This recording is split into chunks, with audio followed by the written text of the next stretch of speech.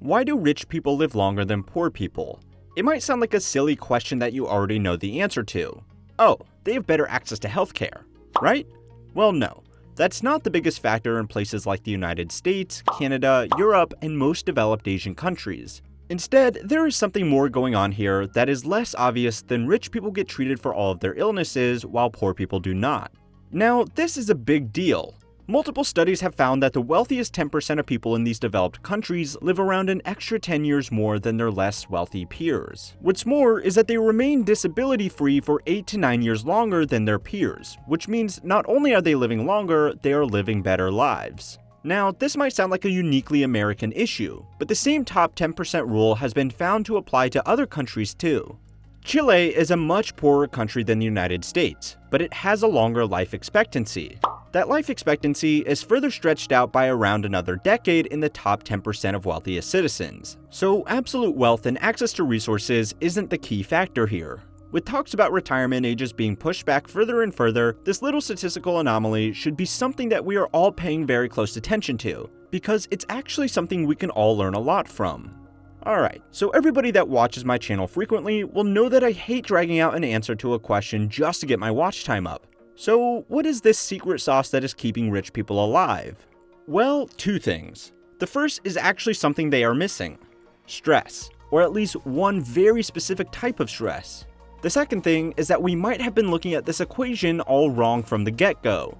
Wealth might have less to do with how long you live than how long you live determining your wealth. Now, the good news for all of you who just got stressed by hearing about how your stress is going to kill you is that wealth is by no means a prerequisite to avoiding this kind of biological time bomb. It just inherently makes it a lot easier. Beyond that, there are other types of stress that mean very little to do with your long-term health. And likewise, there are some factors at play for certain people that massively overshadow this factor altogether. So it's time to learn how money works to find out how it can be used to keep you living your best life for an extra decade. A special thanks, as always, to my channel members and supporters on Patreon for making these slightly more controversial videos possible. Alright, so the first thing we need to look at is how this apparent discrepancy was found, because yes, if you were going to compare the life expectancy of the average American with the average citizen of Sierra Leone, then obviously one group is going to be far wealthier, and that wealthier group is going to live longer on average. But this comparison has less to do with stress and more to do with ongoing conflicts, access to clean drinking water, and a severe healthcare deficiency, especially when considering infant mortality. So yes, in this example, you would be right. Access to healthcare is much more important, but this comparison is not what we are interested in here. Instead, we want to see the differences between rich and poor within advanced nations. To do that, the first place we should look is a 2020 study by the Oxford Journal of Gerontology, gerontology being the biological study of aging. This report looked at a number of factors amongst two groups of over 50-year-olds from both the UK and the United States. The results were that wealth above any other variable was the biggest determining factor in the quality and length of life amongst this group of over 50s. Now, studies like these are really useful because of what they include, but perhaps more importantly, what they don't. By simply looking at people who are over 50, the study was able to remove statistical mortality outliers like most workplace accidents, congenital disorders, and infant mortality. What this means is that the study was able to ignore a lot of statistical noise that comes with dying at an early age and focus on factors that would apply to a broader population. Would a multimillionaire daredevil have a shorter life expectancy than a lower income office worker? Oh yeah, you bet. Of course. But that's not really relevant to most people in the population, and by design, it would not be included here, assuming that is our daredevil is not over 50 years old. This study is also particularly relevant because it looked at both the United States, where access to certain preventative medical treatments will depend on access to health insurance, and the UK, where access to medical treatments is widely accessible through the NHS. Despite what most people would assume is a major factor, the findings were pretty much the same. The richest people in both the UK and the USA lived lives that were healthier and longer by about a decade than the poorest people in both countries, suggesting that healthcare is not the only thing that money can buy to extend your life. So this is where this particular study's usefulness ends. You see, it was a broad study designed to look at what it was that determines life expectancy in broad populations of people. It controlled for extraneous factors and looked at what was left. Overwhelmingly, it was wealth, but this study didn't explain why. There is no logical connection between the numbers in your bank account and the health of your body. Your heart, lungs, and liver don't know what a 401k is, and it doesn't really impact their function. Because of this, most people would assume that there has to be some middleman variable between these two factors. Money can buy you healthcare, money means you can eat better food, more money is a sign of a white-collar job with less physically demanding work, or maybe it's that even more money can buy you a safer, cleaner place to live. All these connections sound reasonable enough. The problem is that the 2020 study, along with a host of other similar studies, controlled for these variables, and still found that wealth was mysteriously linked to our longevity. Well, Stanford professor Dr. Robert Sapolsky and Sir Michael Marmot of the University College of London might have the answer. And it is counterintuitively that yes, your body does actually know you are poor because of chronic stress. Now, I am by no means a Stanford biology professor, so I will leave a link to both of their papers as well as an entire documentary made on this issue if you want to learn more about the biomechanics of it all. But what you need to know as it relates to this question is that people from the perceived lower rungs of society are constantly stressed out over things like debt, housing affordability, bills, and living expenses. Beyond this, people with less wealth are more likely to be working jobs that are not necessarily harder per se, but are much more demeaning. You are much more likely to be spoken down to as a minimum wage retail worker who is easily replaceable, rather than as a senior manager with a very specific set of skills that are hard to replicate. It's a horrible reality, and it absolutely should not be the case. But as anybody who worked in retail or hospitality will tell you, it's a good day when you don't get yelled at by an incompetent manager or an angry customer. Low-respect working environments and financial instability also combine with the fact that less wealth means less options. If a financially stable professional is getting constantly abused at their job, they can quit. They have the financial safety net to take a few weeks without a paycheck needed to find a new job. Someone working a minimum wage job does not have that luxury. Now, you might think that this is all wrong. If anything, most high-end jobs are more stressful. It's hard to argue that a trauma surgeon or a trial lawyer is exposed to a less stress environment than a Walmart employee, which is true. But these studies specified that this was all down to a specific type of stress: chronic stress. Chronic stress is the type of stress that is felt constantly. It's a type of stress that comes from waking up after going to bed too late, getting into a car that may or may not start, sitting in traffic for an hour, hoping you get to a job that you hate on time so that you don't get yelled at for being late.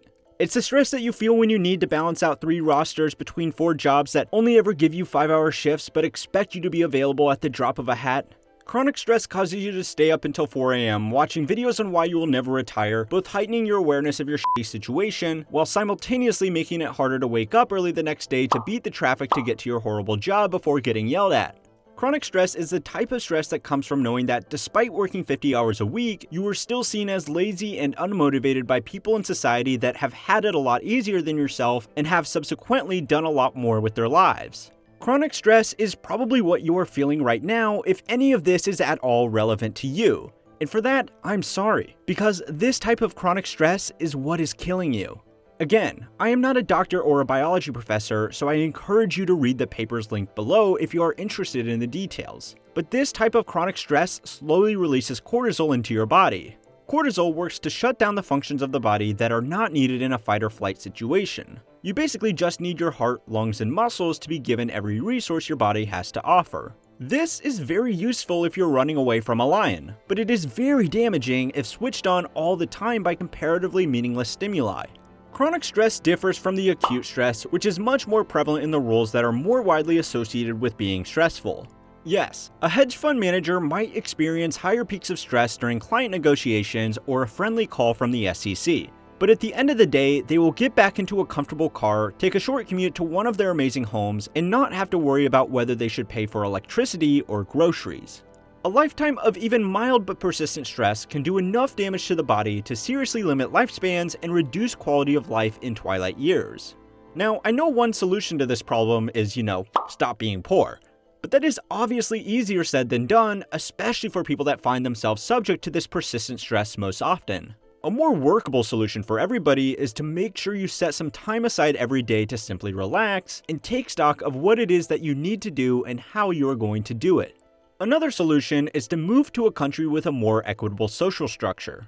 Going back to the examples we explored at the beginning of the video, there are countries and places like Scandinavia, Southern Europe, and even South America which are much poorer in nominal terms than the US. But because inequality is less severe in these places, so too is this chronic stress issue.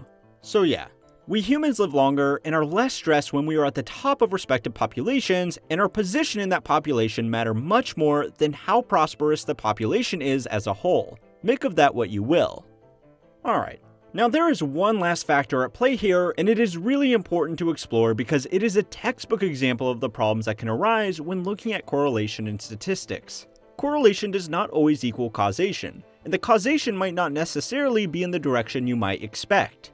So far, all we have been searching for is the reason why being in the upper class leads to longer lifespans, and certainly we have found some very compelling arguments. But maybe what we should be doing instead is asking if living longer gives someone a higher chance of being in the top 10%. Longevity on an individual level is highly dependent on genetics. A family with genes that allow them to live longer, healthier lives will naturally have some major advantages when it comes to the accumulation of wealth. For starters, they might avoid the illnesses that run in some other families that will be costly and time-consuming to treat. Beyond that, having an extra decade with strong health means that these individuals may be able to work longer in the kind of senior roles that tend to go to people with lots of experience. Of course, good genes would not be the only thing that these lucky families pass down to their children. A longer life means that inheritance will go to children who themselves will be middle-aged and financially self-sufficient. This is massively preferable to children who receive their money while in their 20s or 30s, because these younger recipients will be far more likely to squander the money rather than using it to complement their already established personal finances. Studies have been conducted on this relationship, and the results do suggest that a genealogical lifespan can be as big of a determinant of wealth as wealth can be a determinant of lifespan. Now, these studies were smaller and narrower than the ones that we looked at earlier, but I hope it gives you a better understanding of how statistical relationships work next time that someone gives you an article or talks about some study with some new wild relationship. A great example of technically correct data being presented in a very misleading way can be found with all the talk around the Great Resignation. If you are scared about the headline saying that 40% of the workforce is about to quit their jobs, go and check out that video and see why it's always important to read beyond the headlines. I want to again thank my new patrons and channel members for continuing to make it possible for everybody to keep on learning how money works.